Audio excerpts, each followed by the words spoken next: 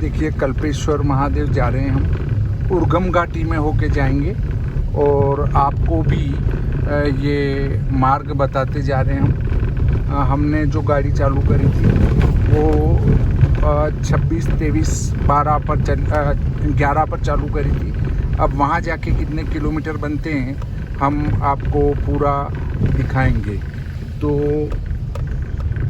आप जुड़े रहिए। ये जो है उर्गम घाटी में पड़ती है, कल्पेश्वर केदार उर्गम घाटी में है और उर्गम घाटी में हम आपको ले जा रहे हैं। उर्गम घाटी कैसी है? उर्गम घाटी प्रसिद्ध है और 20 किलोमीटर के लगभग होगा। हम गत वर्ष गए थे तो हमारी एक गाड़ी तो वापस लौट के आ गई थी। तो जिनको मोह हो कि क्या होगा तो उनको ऐसे रास्ते में नहीं जाना चाहिए, परंतु हमारे जो उस्ताद जी हैं, ड्राइवर साहब आकाश जी, ये भी प्रथम बार आए हैं और इनको भी ऐसा डर नहीं लगता है।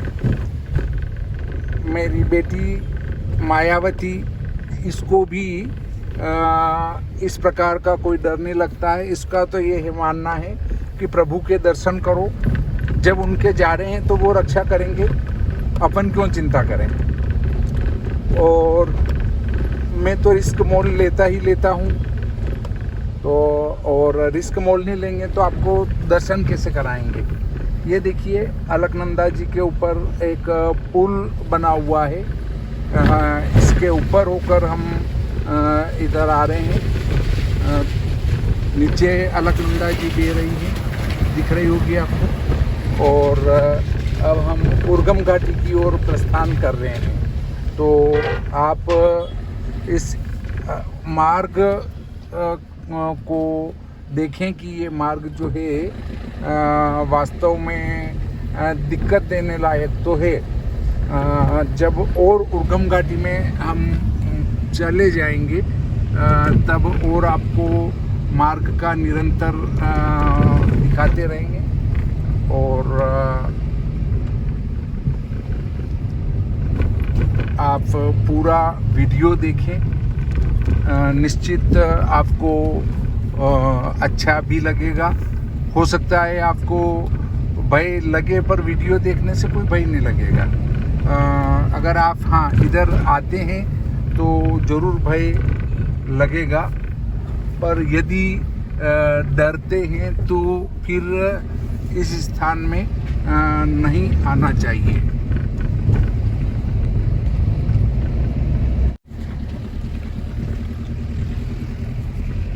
देखिए मार्ग की स्थिति आपको दिख रही होगी, पत्थर भी बहुत पड़े हुए हैं और मार्ग भी संकड़ा ही है। इसकी भयावहता को बालक ऋतुराज ने माया को बता दिया था कि देख रास्ता वहाँ का बहुत ही खतरनाक है, पर इसको डर लगता नहीं है। खतरनाक है तो है, चलना है तो देखिए आप आएँ तो इस रास्ते को ध्यान में रखें, फिर आने की कोशिश करें। वैसे कल्पेश्वर अगर यहाँ थोड़ा संकट मोल ले रहे हैं तो 2 दर्शन होंगे। एक तो ध्यान बद्री के दर्शन होंगे, दूसरे दर्शन होंगे वो कल्पेश्वर केदार के। 2 दर्शन होंगे। ये थोड़ा वीडियो आपको हिलता हुआ ही मिलेगा क्योंकि मार्ग भी बहुत हल्का ही है, खराब ही है। उधर देखें आप तो एक बहुत ऊंचा पहाड़ है और इधर देखें तो भी बहुत ऊंचा पहाड़ है और अंदर देखें तो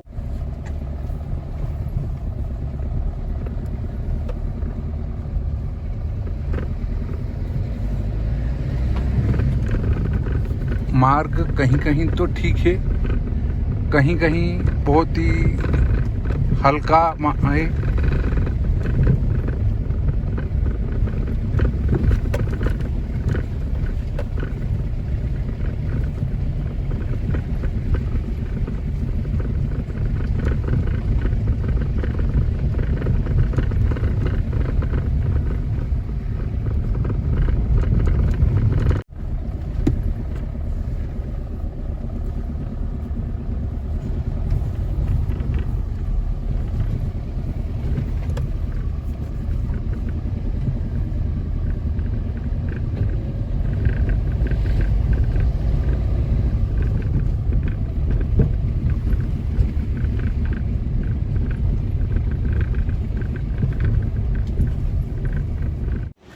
लीजिए हम कल्पेश्वर केदार के नज़दीक पहुंच चुके हैं।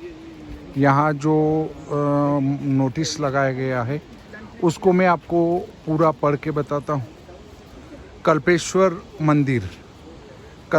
मंदिर उर्गम घाटी में समुद्र तल से 2134 मीटर की ऊंचाई पर स्थित है। मंदिर एक विशाल पत्थर के नीचे है जहां भगवान शंकर की जटा रूप में पूजा होती है। यहाँ भगवान शिव की जटा रूप में पूजा होती है। पंच केदार के तीर्थ यात्रा के स्थान में यह 5वां केदार है। मंदिर गुफा में विराजमान है। पौराणिक कथाओं के अनुसार भगवान भोलेनाथ ने यहाँ पर स्थित कुंड से समुद्र मंथन के लिए जलपात्र में जल दिया, जिससे 14 रत्न की उत्पत्ति हुई। मंदिर में हर वर्ष शिवरात्रि को संतान प्राप्ति मेला होता है। मंदिर के नीचे कल्पगंगा बहती है, जिसे हिरनावती भी कहा जाता है। मंदिर के पुजारी पूर्व समय से नेगी परिवार से हैं, जिन्हें स्थानीय भाषा में भल्ला भी कहा जाता है। देखिए, यहाँ जो गंगा माता है वो कल्पगंगा है और इनका नाम हिरनावती भी है। हिरनावती, कल्पगंगा। अब मैं यहाँ का बताता हूँ। यहाँ के अक्षांश 30° 32° दशमलव में कुछ ऊपर 58 विकला है। 30° 32 कला 58.753 विकला है। देशांतर है यहाँ के इष्ट गुणस्सी अंश 26 कला 56.639 विकला। ऊंचाई है इसकी 2093 मीटर। निकटतम दर्शनीय स्थल हैं रुद्रनाथ मंदिर 80 किलोमीटर है, तुंगनाथ मंदिर 97 किलोमीटर है, मद महेश्वर 157 किलोमीटर हैं, केदारनाथ 178 किलोमीटर हैं और बद्रीनाथ मंदिर 70 किलोमीटर हैं।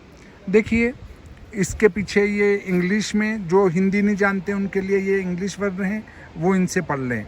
अब हम यहाँ से कल्पेश्वर महादेव के लिए कुछ रास्ते के मैंने आपको सीन बताए हैं। अब हम यहाँ ये देखिए, रास्ते में झरना गिर रहा है बहुत ऊंचाई से। ये यहाँ के पहाड़ों की स्थिति है और एक बड़ी शिला के नीचे भगवान भोलेनाथ विराजमान है। अब ये रास्ता आप देख रहे होंगे, बड़ा ही आकर्षक है। झूला पुल बनाई गई है। यहाँ पर कल्पगंगा बहती हैं। कल्पगंगा माता के भी आपको दर्शन करवाएंगे। देखिए, रास्ता हल्का है, संकट वाला है। ये सब कुछ अगर हम सोचें तो ये दर्शन हो ही नहीं सकते हैं। जब हम इन सभी संकटों को पार करते हुए यहाँ आते हैं तो एक सुखद अनुभूति होती है कि और चलो कल्पेश्वर महादेव के जो है हमने दर्शन कर लिए, तो बिल्कुल संकटों से नहीं डरना। और जब भोलेनाथ के जा रहे हैं तो हमारी रक्षा भोलेनाथ करेंगे, हम क्यों चिंता करें। उनके भरोसे छोड़ दो अपने आप को, वे अपने आप आपकी रक्षा करेंगे। देखिए, झूला पुल आ चुकी है। अब यहाँ पहले जो हम आए थे गत वर्ष रात्रि में आए थे, रात्रि का सीन था। इस बार दिन में आए हैं तो पूरा दिन का दिख रहा है सीन। आप देखेंगे ये जो गंगा माता बह रही है ये कल्प गंगा है। इनके भी दर्शन आपको करना चाहिए। पहले वो पुलिया हुआ करती थी जो आपको नीचे तार दिख रहे होंगे, मैं जूम करके दिखाता हूँ। ये देखिए, ये जो तार पड़े हुए हैं, पहले ये झूला पुल हुआ करती थी, परंतु यहाँ पहाड़ गिर जाने से वो पूरा अंदर गिर गया और गिर गया तो वो फिर नई पुलिया ये झूला पुल बनाई। ये कल्पगंगा माता है, इनके दर्शन आपने किए, आपको भी इसका लाभ प्राप्त हो। परंतु फोटो में दर्शन करने की बजाय जो हम ओरिजिनल में, वास्तविकता में जो दर्शन करते हैं उनकी बराबरी नहीं हो पाती है। तो देखिए, कहा जाता है कि जब पांडव भगवान भोलेनाथ के दर्शन करने के लिए निकले तो भोलेनाथ ने भैंसे का रूप धारण किया और भैंसे का रूप धारण करके भैंसों में चले गए।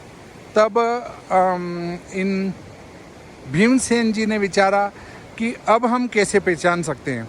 तो उनने एक पहाड़ के इस ओर पैर रखा, एक पैर उस ओर रखा और भैंसों को चराने वाले को कहा कि भाई तू इन सारी भैंसों को मेरे पैर के नीचे से निकाल। तो क्या हुआ कि भगवान भोलेनाथ उनके भीमसेन के पैरों के नीचे कैसे निकलेंगे, तो वो उल्टे भगे। तब भीमसेन भी उनके पीछे गए तो उनने पहाड़ में सिर दिया तो पीठ तो रह गई केदार में और बाल यहाँ हैं कल्पेश्वर केदार में, ये 5वें केदार हैं। और कुछ जो इनके भाग हैं वो 5 जगह है, पीठ वहाँ है, कहीं हाथ है, भुजा है, मतलब कहीं नाभि है। तो इस प्रकार 5 भाग हुए और पांचों 5 स्थान पर दर्शनीय हैं।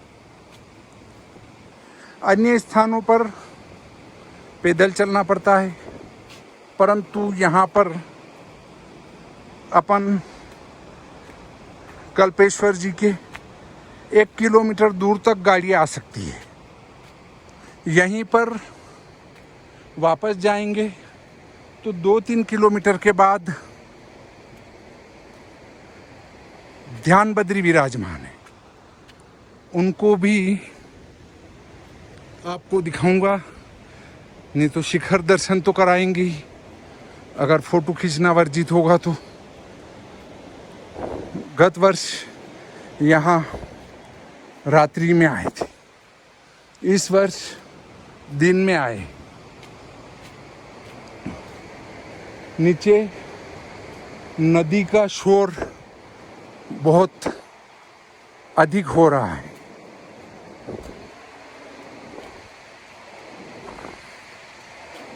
लगभग मंदिर के पास पहुंच चुके हैं। आपको भी कोशिश करेंगे कि शिखर के दर्शन तो हो।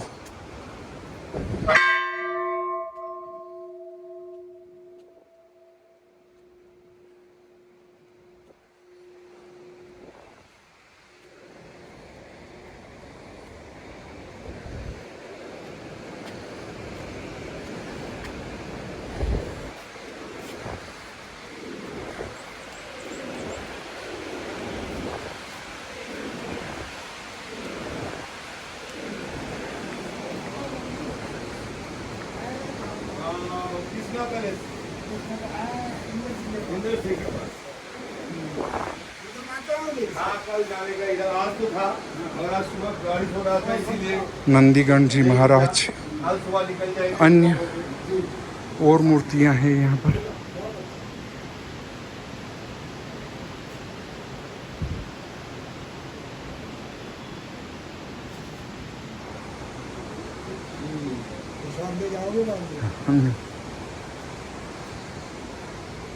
ये देखिए यहाँ भी भोलेनाथ विराजमान है। यहाँ भी एक छोटा सा मंदिर है, इसमें भी विराजमान है, परंतु ये मूल मंदिर नहीं। उसमें भी झूम करके मैं दिखाता हूँ आपको, दर्शन करवाता हूँ। ये देखिए भोलेनाथ विराजमान है।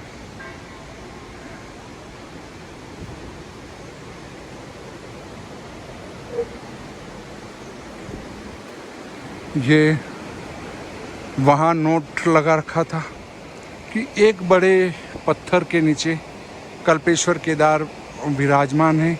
तो ये देखिए एक बहुत बड़ी शिला है जो कि इसके नीचे ये लटकी हुई है, इसी के नीचे मंदिर है और उस शिला के नीचे ही कल्पेश्वर केदारनाथ विराजमान है।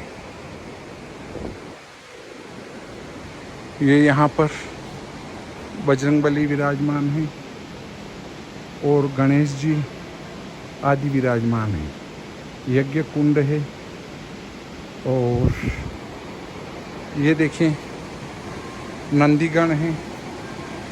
नंदीगण का कंधा टूटा हुआ है। ये एक और नंदीगण महाराज है, ये एक और नंदीगण महाराज हैं। ये बजरंगबली हैं, इनके आप दर्शन कर सकते हैं। ये एक और नंदीगण महाराज हैं, इनके आप दर्शन कर सकते हैं। और ये भोलेनाथ और माता पार्वती साथ में हैं यहाँ पर, आप इनके भी दर्शन कर सकते हैं। साथ में गणेश जी महाराज विराजमान हैं। यहाँ शोर का मेन कारण है कि नीचे कल्प गंगा माता बहुत ही तेज गति से बह रही है। ये यहाँ पर कल्पेश्वर केदारनाथ हैं। अंदर यहाँ पर फ़ोटो लेना वर्जित है, इसलिए हम अंदर का कोई पोज आपको नहीं दिखा पाएंगे। मंदिर गर्भगृह की फ़ोटो लेना, वीडियो लाइव दिखाना पूर्ण रूप से प्रतिबंध है। पकड़े जाने पर 500 का जुर्माना और कानूनी कार्रवाई की जाएगी। तो हम अंदर से कुछ नहीं बताएंगे, बाहर से आपको ये दर्शन कराए। ये मंदिर है, केवल मंदिर क्या, ये पत्थर लटका हुआ है, उसके एक दीवार बना के लगा दी, पर ये प्राचीन है, नई है। और इसमें ये शिखर हैं, शिखर के दर्शन कर लें, आपको देव दर्शन का फल प्राप्त होगा। और ऊपर भी क्या है पूछ ले तो, ऊपर भी स्वामी जी और कुछ है? कुछ भी नहीं है। जी। देखिए, हम आज कल्पेश्वर केदारनाथ के यहाँ पर हैं और यहाँ के जो पुजारी जी हैं ठाकुर साहब दरबान सिंह की नेगी साहब हैं। और यहाँ का पूरा परिचय जो है आदरणीय नेगी साहब आपको देंगे। सर, आप यहाँ की पूरी जानकारी हमारे दर्शकों को दीजिए। धन्यवाद।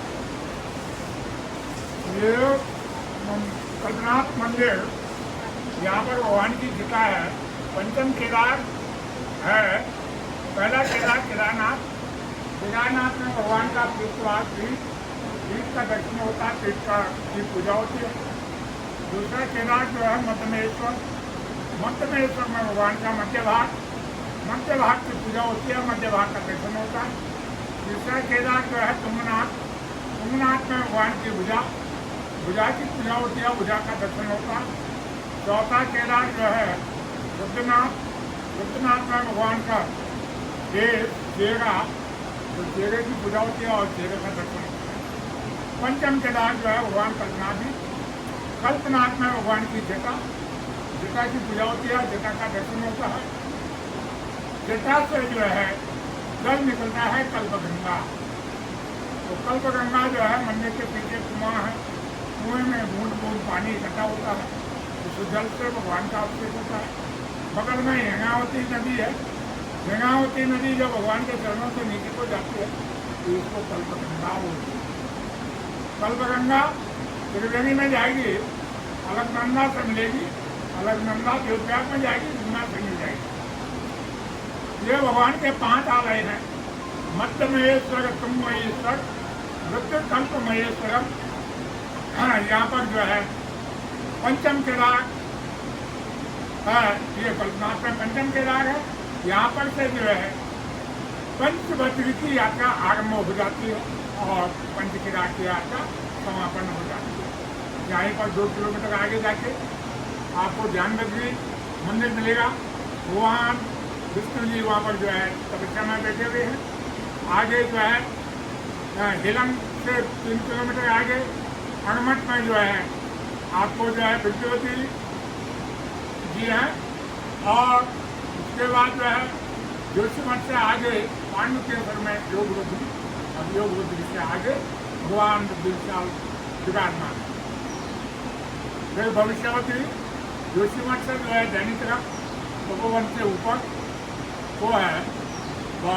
और यहाँ पर जो है ये मंदिर जो है 12 महीने खुला रहता है। बाकी 4 केदार जो है शीतकालीन में बंद हो जाते हैं, परंतु जो है भगवान कल्पनाथ जी 12 महीने खुले रहते हैं। हर दिन पूजा अर्चना होती है। यहाँ पर जो है शिवरात्रि के टाइम पर, शिवरात्रि को सावन के महीने, माघ के महीने श्रद्धालु लोग जो है काफ़ी बिलपत्र चढ़ाते हैं और भंडारा देते हैं, पूजा अर्चना करते हैं। तो इस प्रकार से जो है ये मंदिर श्रद्धालुओं के लिए जो है मानो में ना रहता है।